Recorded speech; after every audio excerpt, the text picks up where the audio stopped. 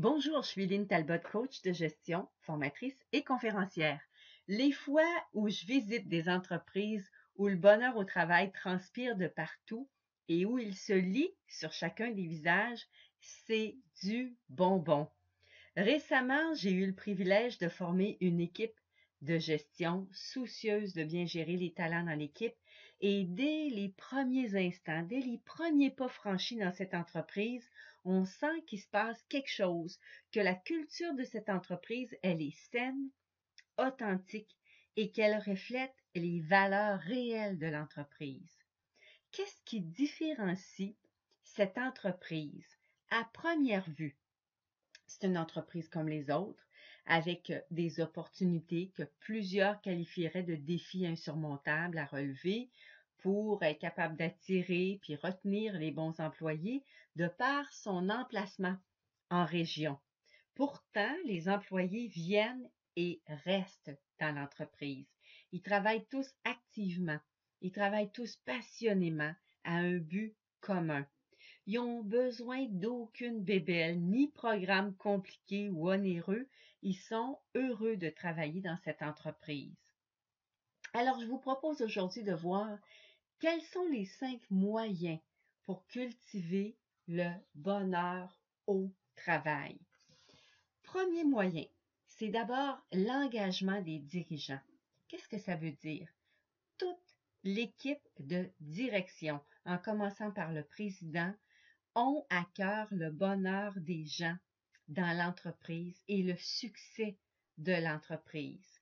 Cet engagement se fait sans phare, sans artifice, alors que les valeurs de l'entreprise passent par la flexibilité, le respect, la sécurité, le travail d'équipe, le service à la clientèle.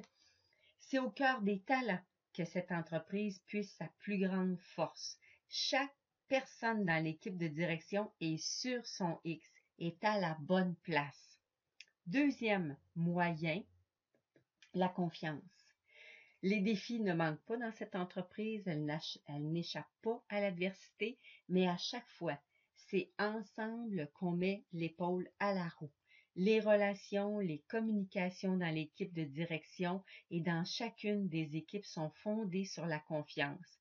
Une confiance qui entraîne tout naturellement, le respect, mais aussi le dépassement de soi.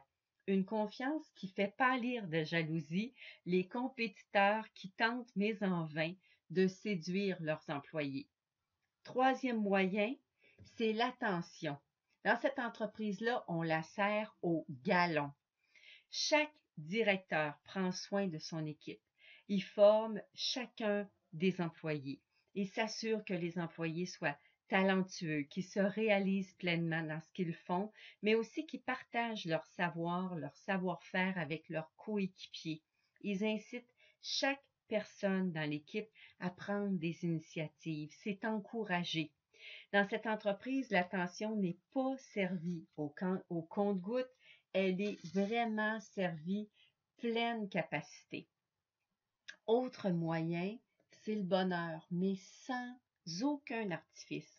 Alors qu'il y a de nombreuses entreprises qui vont dépenser beaucoup d'argent pour inviter le bonheur au travail, cette entreprise, elle le cultive en abondance, sans fruits, sans artifice, sans investissement d'argent, complètement onéreuse. Le bonheur ne s'achète pas, ne se commande pas, ne se crée pas dans l'effort, ne vient pas d'une recette toute faite, ni d'une application tendance qui en met plein la vue.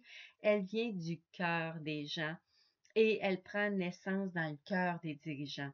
Le bonheur au travail, c'est vivre dans un milieu favorable à l'épanouissement. Un point, c'est tout. Dernier élément, dernier moyen de cultiver le bonheur au travail, c'est l'univers des possibilités. Ça veut dire quoi? Un des moyens par excellence pour cultiver le bonheur au travail, c'est de permettre à chacun de pouvoir se réaliser. Cette entreprise, elle réussit là où beaucoup d'entreprises vont échouer. Pourquoi? Parce qu'avant même de choisir un nouvel employé, elle s'assure d'avoir identifié quel est le principal talent que je recherche pour le poste à combler. Ce qui veut dire que chaque employé va pouvoir non seulement faire valoir ses talents, mais aussi s'assurer de pouvoir contribuer à long terme dans une entreprise qui ouvre la porte à l'univers des possibilités. Et ça, c'est un cadeau qui n'a pas de prix. Alors, cultiver le bonheur, au travail, c'est à votre portée. Et il en revient à vous de choisir d'y donner priorité. Vous, votre équipe, l'entreprise et vos clients vont y gagner à coup sûr.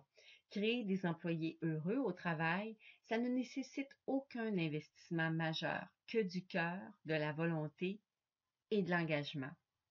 Alors, quels sont selon vous les moyens, les meilleurs moyens de cultiver le bonheur au travail? J'adore apprendre de vous, autant que vous aimez apprendre de moi, et je vous invite à communiquer avec moi par courriel, sur les réseaux sociaux, sur mon blog. Au plaisir!